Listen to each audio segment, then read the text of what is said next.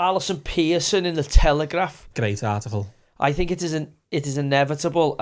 A man I grant asylum to will rape or murder a young girl. Caseworker reveals how illegal migrants trick the system to stay in Britain. Horrifying for any parent, isn't it? Oh, the whole article is horrifying.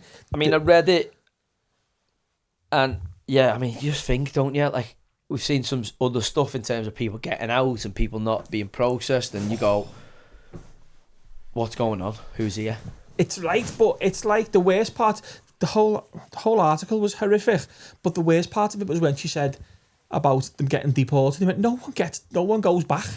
It's basically you do it on your own.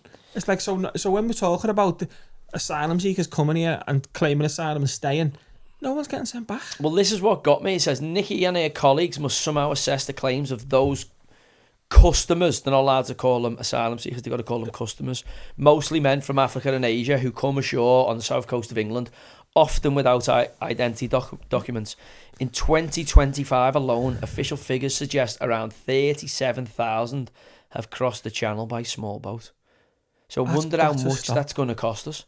That's got to stop. Well, again, it's a huge worry, because if we can't process these people correctly and we can't understand, if they're coming with, all manner of different reasons to be here from other countries, but some of the ones being, because they've been in big trouble in other countries. Correct. Usually countries don't get rid of, the Albert Einsteins of the your doctors and your teachers and your you know what I mean? You care do get a workers. few, I would imagine, in asylum channels, but also it's usually the people who are breaking in illegally without documents tend not to be, the quantum physicists.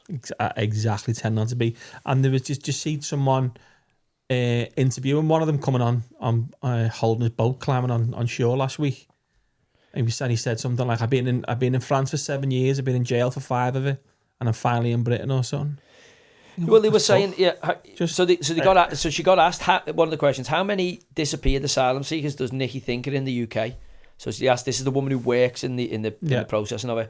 To be honest, I think it must be hundreds of thousands, just based on the number of further submissions claims, and that's without the initial asylum claims from the people who were able to come over on lorries before Brexit.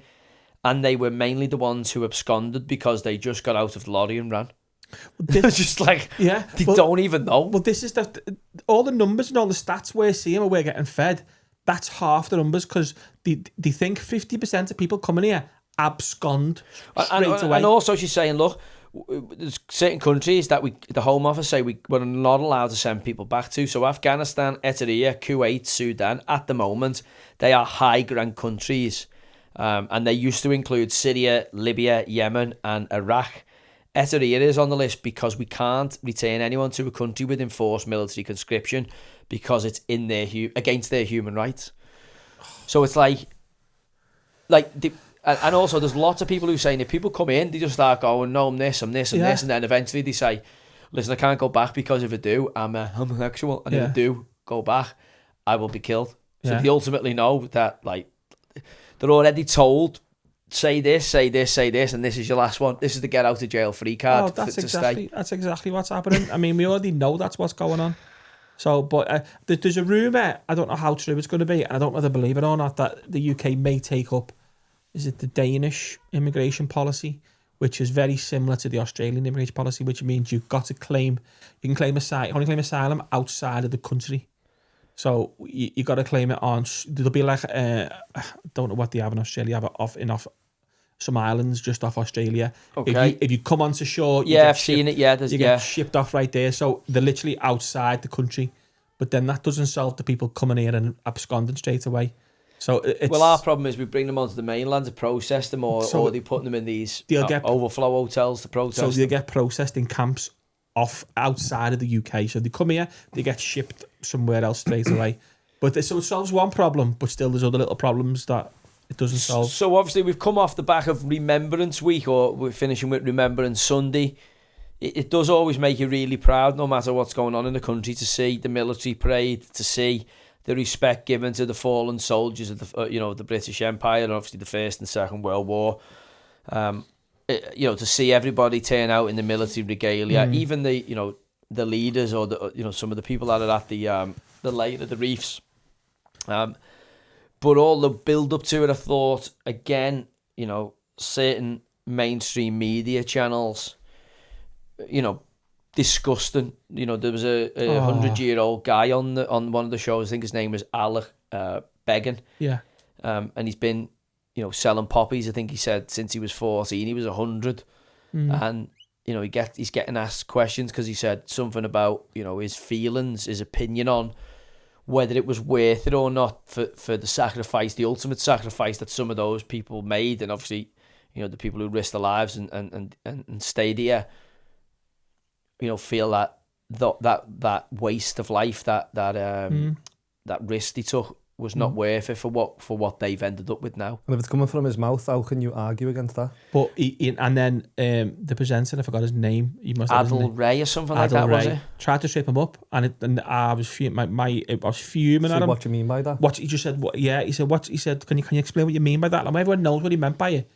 Just this Adil Ray, who, by the way, has come out recently. I don't know whether it was in favour of Sharia law or whether it was just saying it's not that bad, really, when he's talking about New York. So this is Adil Ray, who's Alex words where the sacrifice wasn't worth the result that it is now. Which is right. I don't think many would argue against that. But this How Adil Ray was coming from his mouth, who was there, and he's living in what he's seeing now, and he's just... how can you argue against that? Because these people do. These people want to try and trip him up. He tried to trip him up on live TV and tried to make him say something like, because, it's this overflow with immigration and this and that. And that's what he tried to make him say.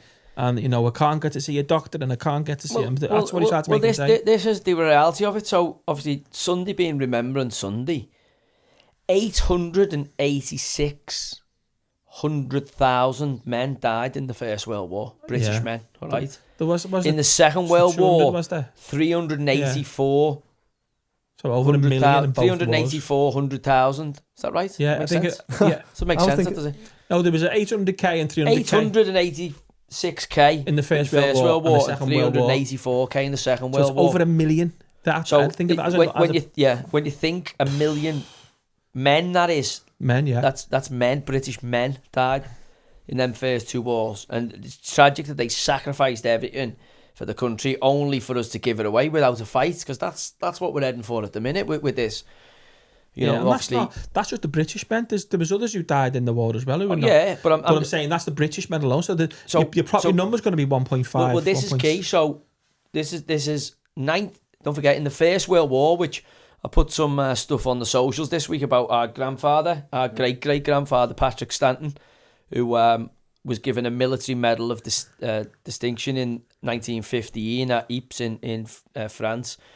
I think it was a German sniper had taken out the two previous people, and he had to get the communications line across and managed to get it across. But obviously, as I say, two had been shot dead before him. At that point, I would imagine... you imagine how anxious or distressed you'd be, thinking, "Oh my God, I'm gonna have to pick this telegram thing up and get it across." And as I say, the German sniper had been successful twice before our great grandfather, and he got it across, and obviously the rest is history. But imagine, the apprehension and how you're feeling before that, and 95% of the men who fought in the First World War did not have the right to vote. Didn't he know? Well, that's why they got the right to vote, because they fought and won the First World War. So it was their sacrifice which ultimately gave everyone suffrage, which included the working class men and women eventually, because of that war. Obviously the Second World War, again, we ended up with women's suffrage coming out the back of that in terms of women getting the vote, but the working class got the vote, as I say, after that First World War, because the absolute sacrifice of the working class men.